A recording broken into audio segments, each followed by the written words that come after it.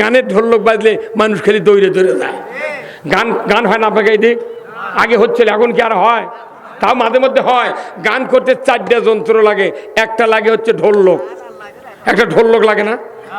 ঢোলক লাগে। ওই মাসের গিট দিয়ে তখন বাড়ি মারে ঢোলকের 2-4 দিন, তখন ঢোলক কয় গুডিং গুডিং, ওটা গুডিং গুডিং, ঢোলক কয় দুচুক দুচুক। হ্যাঁ, ঢোলক কি কয়? দুচুক দুচুক। আবার ওই কাঁসার 2টা থাল আছে, নাম হলো জুরি, এটা বাজায় একজন, তখন ইনকা করে বাজায়, কয় 3 জন 3 জন। এই দুজগত দিয়ে যাবি কয়জন? হ্যাঁ তোর কয়জন? 3 জন। আর একতারা আছে, একতারা টান দেয় না, একতারা তখন কয় সেই 3 জন কে কে? 3 জন কে কে? এখন একটা শয়তানের বাক্স আছে দেখবেন, বাঁ হাত দিয়ে পাকা টানে, ডান হাত কলত দেয়। এই কথা কোন না, এর নাম কি? দেখিছে পারে মরদের বয়স দেখিছে, এর নাম কে? আর হারমোনি বাঁ হাত দিয়ে টান দিচ্ছে, এক পাকা টান দিচ্ছে, আর এক আলিপের মধ্যে ওই বাঁশি ঠাইসে ধরছে এক লোক দিয়ে, তখন করছে ই,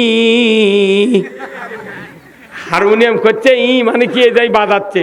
3 জন যে দুজগত যাবি তারই 1 নম্বরে যাই বাজাচ্ছে, আর 2 নম্বর যাই বাজান শুনলো। 3 নম্বর 3 আলিফের মধ্যে বলতেছে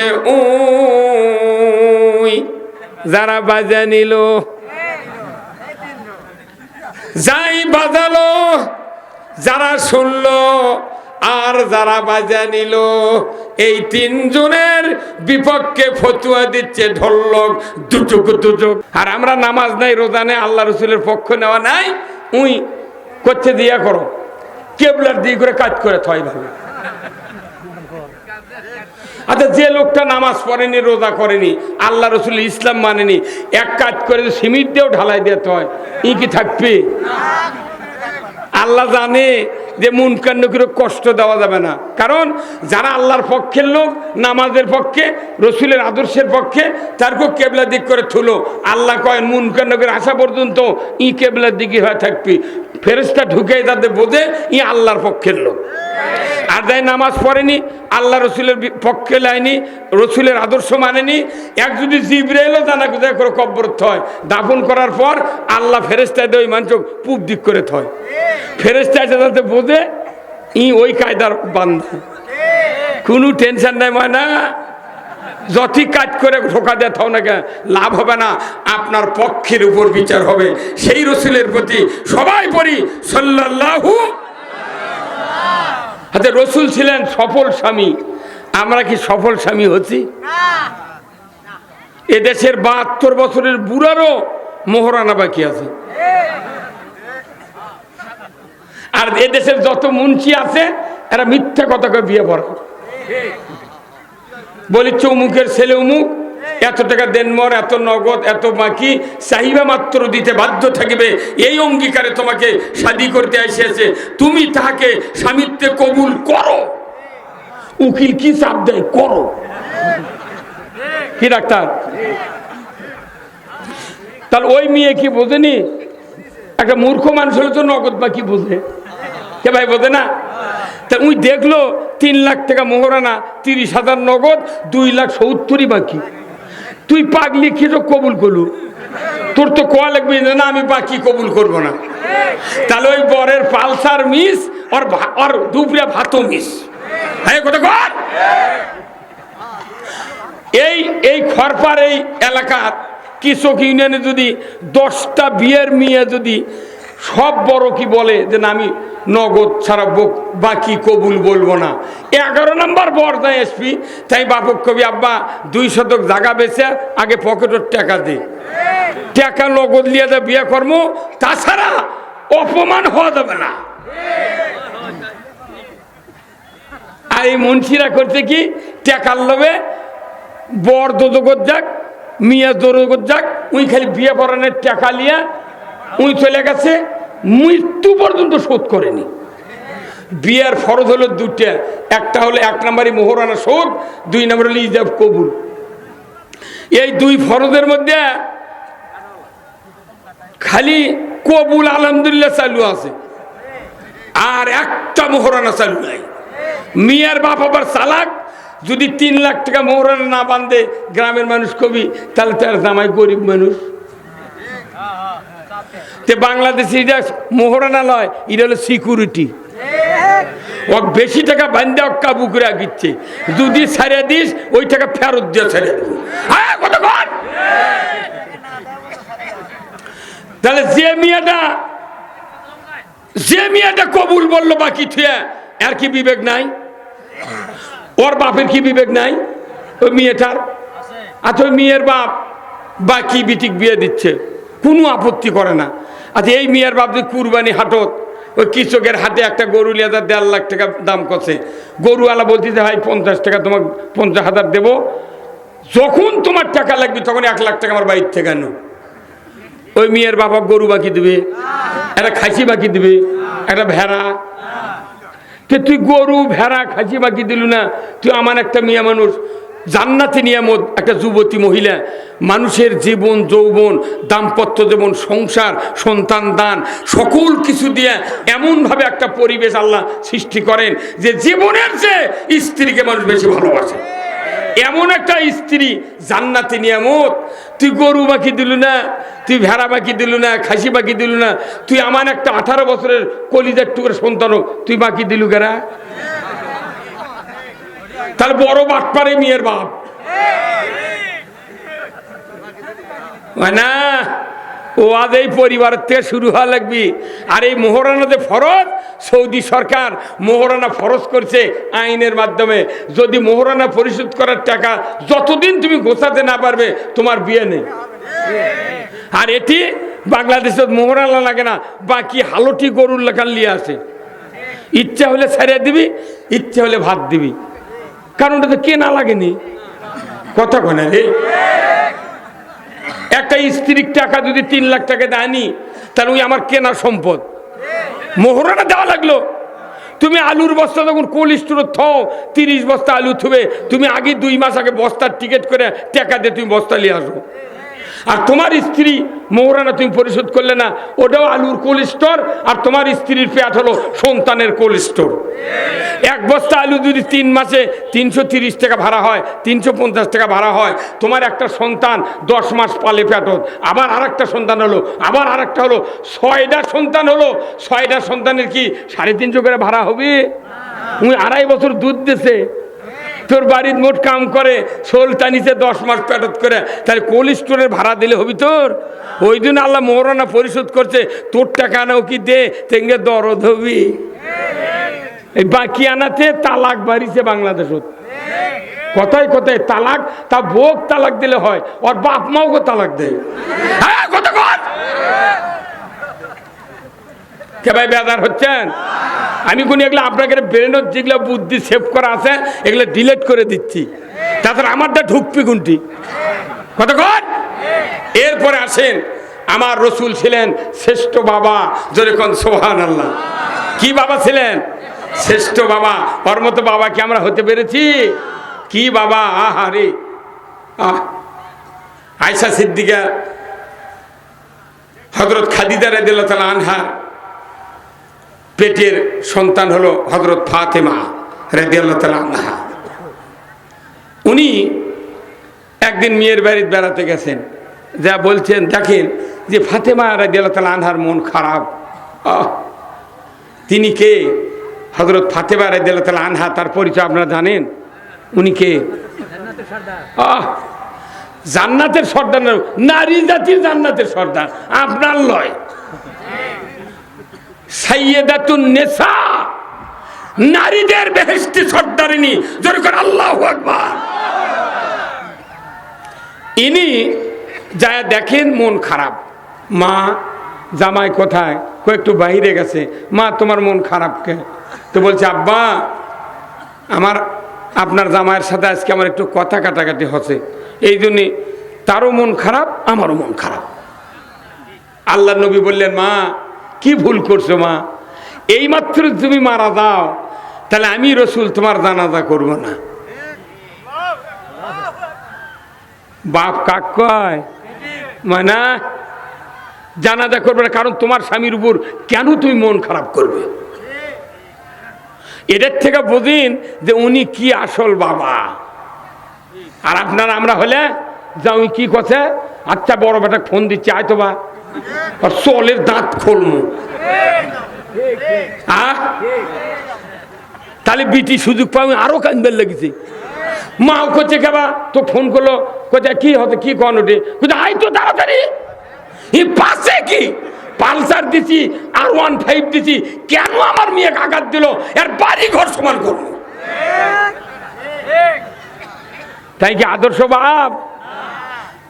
উনি হলেন এমন একজন মসজিদের ইমাম। ভাই ওখানে যে লাগরদলা খেলাচ্ছে এই বুদ্ধি কে দিয়েছে? বন্ধু করে দেন, লাগরদলি চেন কাটে দেন। হ্যাঁ লাগরদলি তুই এখন গাড়ি বন্ধ কর, তোর বাটাম ফাটাম আমি গেলে। অনেক সাউন্ড হচ্ছে কি ভাই হচ্ছে না? যে কজন লোক আছে শেষ পর্যন্ত থাকবেন। বক্তৃতা আজ যদি কেউ আমার যে না শোনে, তার রাত্রে আমার স্বপ্নে দেখা লাগবে আগামীকাল। রসুল এমন মসজিদের ইমাম ছিলেন যে মসজিদে 1 রাকাত নামাজ পড়লে কিয়ামত পর্যন্ত 50,000 রাকাতের সওয়াব। এমন একটা মসজিদ কি আমাদের আছে? আমাদের মসজিদে নামাজ পড়লে 27 গুণ সওয়াব হতেও পারে। 27 গুণ সওয়াব নিতে টুপি লাগবি, দাড়ি লাগবি, পাগড়ি লাগবি, নেস পোশাক লাগবি, ওযু ভালো হওয়া লাগবি, শরীর পাক হওয়া লাগবি। শরীর পাক করতে গেলে খালি সাবান লাগালে হবে না, ভেতরে সুদের টাকাতে দই মিষ্টি থাকে, সেগুলো লাড়ি চিরিয়া বার করে ধুয়ে রোদ দিয়ে শুকিয়ে আবার খাও শুকালে পেটের মধ্যে দিয়ে আবার জুম্মা দেওয়া লাগবে। এই কথা কর। 1 নম্বর হলো শরীর পাক। শরীরের মধ্যে ভুঁড়ির মধ্যেই খারাপ, আমি উপরে সাবান দিয়ে কি করবো? কতক্ষণে পারে? তাহলে আল্লাহ রসুল বলছেন 27 গুণ সওয়াব হবে।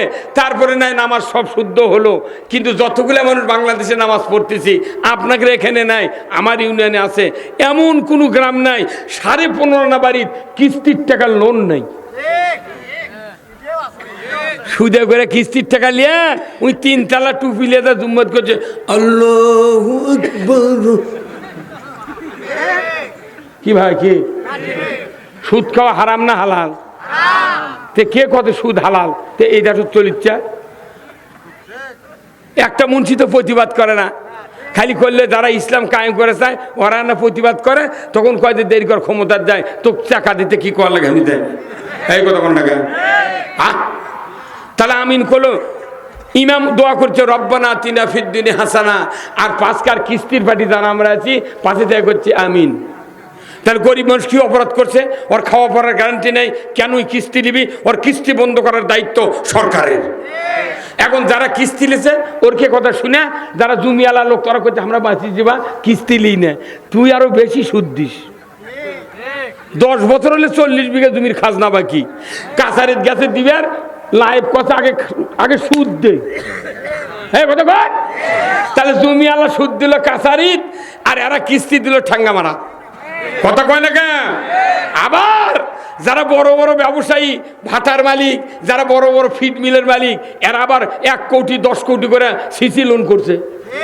এরা করছে আমাকে কোনো সমস্যা নেই, জমি নাই, খাজনা দেওয়া লাগে না, আমাকে টেনশন নাই, কিস্তি নাই। তে তুই সিসি লিচু, ওর সুদ কি তোর বাপে দেয়?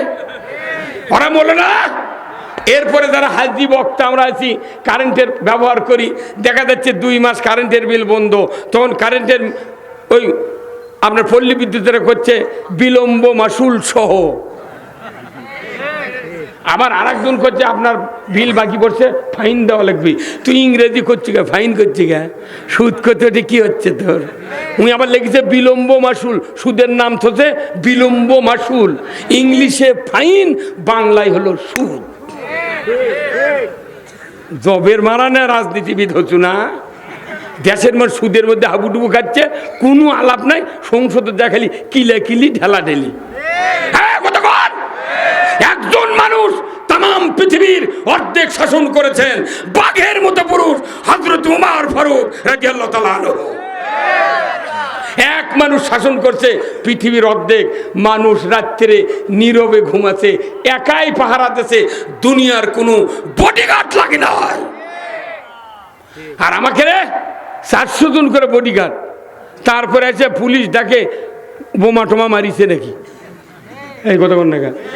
আমাকে আইন নাই, নিরাপত্তা নাই, কোনো বক্তৃতা দিয়ে কাজ হবে না। আমাদের যে বক্তৃতা চলতেছে এরা ইসলামের ক্ষতি করার জন্য বক্তৃতা চলছে। ইসলাম হলো জীবন ব্যবস্থা, নামাজ এক জিনিস, ইসলাম আর এক জিনিস। বাংলাদেশে নয়, সারা পৃথিবীতে যত আল্লাহর ইবাদত আছে তার ভেতরে সবচেয়ে বড় ইবাদত হলো ইসলামকে মেনে নেওয়া। ইসলাম যদি মেনে নিতে না পারি আমার কোন ইবাদত আল্লাহর দরবারে কবুল হবে না। গোল্ডেন পেনের সিগনেচার দিয়ে দেবো, যত বড় মুফতি হোক, কামেল পাশ হোক, টাইটেল হোক, আর যত বড় রাজনীতিবিদ হোক, গোল্ডেন পেনের সিগনেচার একটু ইবাদত কবুল হবে না। মানাই রাজ্যকে বক্তৃতা করে কি, রোজার মধ্যে না খায় থেকে লাভ কি, অজু করা ঠান্ডা পানির মধ্যে নামাজ পড়ে লাভ কি, সব গোল্লায় যদি যায় তাহলে আমার সব বাদ দিয়ে আগে ইসলাম বিজয় করা লাগবে। কেবা কি কথা খারাপ করলাম? এই যে ভাই অস্ট্রেলিয়ার থাকেন, অস্ট্রেলিয়ার জানতো কোনো রাস্তা অপরিষ্কার নাই, কোনো স্যাঁচড়ামি নাই, গোয়েন্দাগিরি নাই, চকুলখুরি নাই, কোনো অন্যায় নাই, রাস্তার জিনিস পরে থাকবে। গাড়ি যদি এটা অ্যাক্সিডেন্ট হয় 5 মিনিটের মধ্যে ধরে ফেল দিবি। হ্যাঁ, আর আমাকে এটি গুলি করে মানুষ মারে থেকে গেছে, ওই মিশাই করছে আমি ভারত দেশি। তো গেল কুমিল্লারা, হ্যাঁ কুমিল্লা গেল, হ্যাঁ কোথা বিএনপি জামাত বসে থেকে এরা মিটিং করলি, কয় গোপন তথ্যের ভিত্তিতে আমরা জানতে পারে গ্রেপ্তার করেছি জিহাদি বই সহ আর ককটেল বানার সরঞ্জামাদি সহ আর গান পাউডার সহ। তুই এখন পয়মাল হচ্ছে ছিল, স্বপ্নে মামলা দিলু আর এখন একটু ধরে পারছো না গা। হ্যাঁ কত দেশ 5 মিনিটে শান্তি হবে যদি এই দেশে কোরআনের বিধান কায়েম হয়। এই দেশে কোরআনের বিধান কায়েম হোক। আপনারা কি চান? কারা কারা চান? দুহাত তুলে আল্লাহকে দেখান। নারায়ে তাকবীর। কে ক্ষমতায় যাবি যাক, আমরা যাব না। খালি কোরআন দিয়ে দেশ চালা, একবার পিএইচ দিয়ে ফান্তাকে শুয়ে পড়বো, আজরাইল এসে ডাক দিলে কম সালাম আলাইকুম জানলিয়ে জানতো কি ভাই? আমরা চাই ইসলাম, আমরা ক্ষমতার যাতে চাইবো না। আমাদের সব দেখা শেয়ার, সুদের চোটে মানুষ মরিচ্ছে, বেপর্দা, চুরি, জেনা, ছিনতাই, সিন্ডিকেট দিয়ে সব শেষ। আর শুন, যে মসজিদে ইমামতি করেন নবী করেছেন, ওখানে শুয়ে আছেন রসুল আয়েশা সিদ্দিকার হুজরাখানায়। আল্লাহু আকবার। ওখান থেকে মসজিদে নববীর মেহরাব হলো 22 ফিট রাস্তা। সুবহানাল্লাহ। কয় ফিট? 22 ফিট। একজন সরকার, একজন প্রেসিডেন্ট, একজন যোদ্ধা, একজন ইমাম, একজন নবী, একজন রসুল হুজরাখানার থেকে বের হয়েছে মসজিদে নববীতে খুতবা দিয়েছেন। আল্লাহ তার এই হেঁটে আসার রাস্তাকে রিয়াজুল জান্নাতে পরিণত করে দিয়েছেন।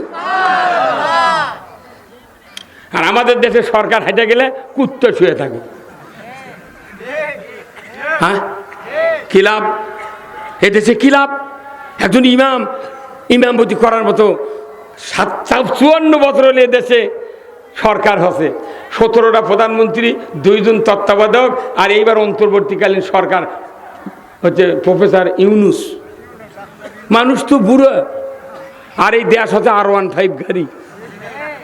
একটা বুড়া মানুষ যদি আমি একটা 5 লাখ টাকার R15 কিনে দিয়ে চাবি ওর মোট ছাড়ে দেখো, চাচা তুমি একটা চালু করে বাড়ির দিয়ে যাওয়ার পরও তোমার গাড়ির টাকা দেওয়া লাগবে না, মোট তোমাকে দিয়ে দেবো। ওই বুড়া মানুষ গাড়ির চড়ে কবি কোনটি সুইচ দিয়ে সেলফ দিয়ে দৌড় মারলে আমি তো মরে যাবো। বাবা তোর হুন্ডা চাই না, আমি নামে চলে গেল। তে আর হতে তাই কথা কর না গা, অত সদালায় দেশ চালান। আওয়ামী লীগ বিএনপির যোগ্যতায় ছিল, কিন্তু অন্য যারা চালাবের চাচ্ছে কেউ তো দেখেনি। ওই দিন কেউ কেউ করছে তোরা পারবু, তুই দিয়ে দেখ পারি কিনা। কথা কন, এই দেশ যদি চলে আল্লাহর কোরআনে, দুনিয়ার কোনো দল অশান্তি পাবে না। কথা ঠিক কিনা? সেই রসুলের আরেকটি গুণ, সেটা কি গুণ? রসুল খালি দোয়া করতেন, আল্লাহ কবুল করতেন। সুবহানাল্লাহ। সরকার দোয়া করলে কারেন্টের মতো কবুল করতেন কে? এই রসুল আবার মক্কা থেকে মদিনায় যেদিন হিজরত করে গেছেন, ইহুদি, নাসারা, মুশরিক, তারপরে কাফের সব কিছু ছিল একই আনসার মুহাজির এক জায়গায়। উনি বললেন, বাবা আমি তোমাদের কাছে একটা প্রস্তাব দেব। কি প্রস্তাব? আমার আল্লাহ সেই প্রস্তাবের ঘোষণা দিয়েছেন। কি? ওয়াকুর রাব্বি আদখিলনি মুদখালা সিদিকিন ওয়া খুরাজনি মুখরাজা সিদিকিন ওয়া জাআলনি মিন লাদুনকা সুলতানান নাসীরা। আল্লাহ বলছেন তুমি আমার কাছে দোয়া করো যে আল্লাহ যেন আমাকে একটা রাষ্ট্র ক্ষমতা দেয়, কিংবা একটা ইসলামী রাষ্ট্রের যেন সাহায্য করে। আল্লাহু আকবার। তো ওই জন্যই নবী হিজরত করে মক্কা থেকে মদিনাত গেছে। মক্কার সব লোক ডাকিছে, মুহাজির, আনসার, ইহুদি, নাসারা, মুশরিক, এক জায়গায় ডাক দিয়ে বলছে আমি একটা ঘোষণা দেব, তোমরা কি আমাকে সমর্থন করবে? বলে দেন ঘোষণা। রসুল ঘোষণা দিলেন আমি এই মদিনার ভূখণ্ডকে ইসলামী রাষ্ট্র করতে চাই, তোমাদের মতামত কি? তখন ওনারা ইহুদি নাসারারা প্রথম বলেছে আমরা 270 মাইল দূরে শুনেছি আব্দুলের বেটা আমানতদার, চরিত্রবান, সত্যবাদী, আমরা আপনার চেহারা দেখে বুঝতে পেরেছি আপনি একজন ভালো লোক, আপনি যদি এখানে শান্তি কায়েম করেন আমাদের কোনো বাধা নাই। আল্লাহু আকবার। আনসাররা পাগল হয়ে গেছে, হুজুর দেরি করেন না, তাড়াতাড়ি ঘোষণা দেন। আল্লাহু আকবার। রসুল মদিনায় সেদিন গণভোটের মাধ্যমে প্রেসিডেন্ট হয়েছিলেন। আল্লাহু আকবার। এরপরে উনি বললেন আমি প্রথম একটা আপনাদেরকে অফার দেব। সুবহানাল্লাহ। কি অফার? অফারটা হলো আল্লাহর নবী বললেন হে মদিনার ইহুদি, নাসারা, কাফির, মুশরিক, আনসার, মুহাজির, যুবক, যুবতী, মহিলা, পুরুষ যারা আছেন আপনারা, আমি একটি অফার আপনাদেরকে দিয়ে দেব। অফারটা হলো এই মদিনার ভূখণ্ডে যাদের কাঁধে ঋণ আছে, দেনা আছে, পাওনা আছে, সমস্ত ঋণ আমি রসুল আমার কাঁধে উঠে নিলাম। ঋণ আর কারু লোন শোধ করা লাগবে না, সব আমি নবী দেব। এটা কি চারটিখানি কথা কে ভাই? কি আর আমাদের দেশত সরকার বাইরে থেকে ঋণ করে নিয়ে আসে, পেপারত দেয় জনপ্রতি 4000 বিলিয়ন ডলার। তোরা মরে যা। তাহলে ফ্রিজত বাড়ালো কে, বাক্সরত বাড়ালো কে, চকির তলে কে, চাউলের হারাত কে, না? রসুলের আদর্শ আমাকে যদি এইবার 1991 সনে খালেদা জিয়া 5000 টাকা সুদি আসলে মাফ করছিল। হ্যাঁ আপনারা জানেন? তাহলে গরিবেরা লেসে উপকার হয়নি ভাই, ওনাদের ভালো কাম করেনি। এই যে খালেদা জিয়া এখন অসুস্থ, আমরা 17 দিন, এবার 22 দিন হচ্ছে দোয়া করা, প্রতিদিন দোয়া করি, প্রতিদিন দোয়া করি। ওই খালেদা জিয়ার এমন একটা ব্যবহার, কোনোদিন আলেমও হ্যান্ডকাপ লাগায়নি, কটাক্ত করে কোনো কথা কয়নি। আজও আমরা তার বক্তৃতা শুনি, এত সাবলীল, এত ঠান্ডা মেজাজের বক্তব্য। সেই মানুষটাকে আমরা আল্লাহ কাছে, আল্লাহ আবার তুমি তাকে ফিরে দাও, কথা কোন টাকা ফিরে দিক। সবাই ভালো। বিএনপির মধ্যে একটাই মরদ, সেটা হচ্ছে খালেদা জিয়া, কথা কোন টাকা। সে আমার খুব ভালো লাগে। আপনাকে কি লাগে? 300 টাকা বস্তা সারে ছিল তার সময়, 300 টাকা সারের বস্তা 91 সালে আমি কিনেছি, সেই সারে বস্তা এখন 1340। হ্যাঁ কথা বল। আচ্ছা 1340 মানে কি 3.5 গুণ দাম বাড়িছে। তাহলে 300 যখন আসছিল তখন হলো 50 কেজি সার, তাহলে তখন 600 হাতে, তাহলে 100 কেজি সার দেওয়া লাগবে বস্তার মধ্যে। যখন হচ্ছে 900 তখন তাহলে 150 কেজি, কতক্ষণ টাকা। তাহলে আবার 300, 1200, তাহলে আরও 50 কেজি, তাহলে 200 কেজি, আরও যে 130 থাকলো, আরও কমপক্ষে 20 কেজি দেওয়া লাগবে। তাহলে 350 কেজি, 420 কেজি সার ওই বস্তার থাকা লাগবে। 1330 টাকা দাম ধরা যাবে। হ্যাঁ ভাই কতক্ষণ টাকা। তাহলে মুড়ি আনার বস্তার মতো সারের বস্তা বড় করা লাগবে। কিন্তু আপনার কোন পাগল আমরা বাংলাদেশের মানুষ, 300 টাকা সারের বস্তা 1330 টাকাতে কিনিচ্ছি। একটা মানুষ করলো না, কৃষিমন্ত্রী করলো না, কেউ করলো না, চেয়ারম্যান করলো না, মেম্বার করলো না, যে এত দাম বাড়লো, সারের তো ওজন বাড়েনি। তাহলে এই 900 টাকা কি এক বস্তা সার বানাতে কোন খরচ বাড়ে? কেরা এটা কি ডাকাতি গেল? আলু লাগাবার লেগে সার নাই, আর নাই, মানুষ মরিচ্ছে। আর ওরা ঢাকার থেকে করছে উত্তরবঙ্গে বগুড়া টু দিনাজপুর পর্যন্ত 16,000 হেক্টর জমিতে আলুর পটেটো ফলন বাম্পার। তুই এনে 1 বিঘে লাগাতো, ক্যাঙ্কা বাম্পার দেখাবো তাকে হয়তো ওই কৃষি মন্ত্রীর কত আয়তো এটা লাগাতে 1 বিঘা লাগা, তোর বাপের ভেঙে বেচা লিখবি। এগুলো বক্তৃতার জনগণ যখন শোনায় তখন আমার কয় যুক্তিবাদী গুলো কয় নামাজের কথা, রোজার কথা অনেক হয়ে গেছে, মানুষের এখন শান্তির দরকার। তুই জানা বন্ধ কর, সুদ বন্ধ কর, চুরি বন্ধ কর, সিন্ডিকেট বন্ধ কর, সারের দাম কমা, এমএস্টার টপের দাম কমা, টিউনিশিয়া ফসফেট দে, কানাডার পটাশ দে, তুই গুঁড়ো পটাশ দে, আমরা ধান আবাদ করে পারছি না, জুনের জিপসাম ভেজালটা ফাজলে আরম্ভ করছো।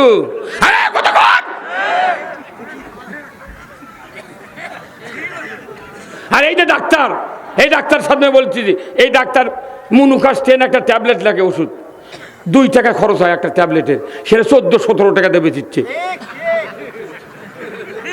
কোটি কোটি টাকা মানুষ হাতে নিচ্ছে, মানুষ জমি বেচে এক্সরে করিচ্ছে, পরীক্ষা করছে, তারপরে 1 বিঘা বেচে ওষুধ কিনিচ্ছে। সরকার যদি, সরকারের দায়িত্ব কোরআনে আছে, 5টা গ্যারান্টি মানুষকে দিতে হবে, খাদ্য, বস্ত্র, চিকিৎসা, শিক্ষা, বাসস্থান, এই 5টা গ্যারান্টি সরকার দেবে। চিকিৎসা ফ্রি দিতে হবে, শিক্ষা ফ্রি দিতে হবে, তারপরে আপনার বাড়িঘর ফ্রি, পোশাক ফ্রি, এইগুলি সব ফ্রি দিতে হবে, এটা আল্লাহর বিধান। আমাদের দেশে কিচ্ছু করে না, পুরানো বই আনা, নতুন বই সরকার দিলে এইবার বই তখন পড়া হয় যায়, মাস্টার আবার কয় পুরাতন বই এনে জমা দিয়ে তারপর নতুন বই লিয়ে দেয়, পুরানো বই লিয়ে ওরা মোট বেচে খায়, ওরকে আবার দিয়ে দেয় নতুনটা। সরকার যদি বেচবার কয় তাহলে তোর করুক দেবো, কথা কনে খারাপ কে ভাই, কি কথাই খারাপ কোনো, তা আপনি কথা ঠিক করলেন না গা।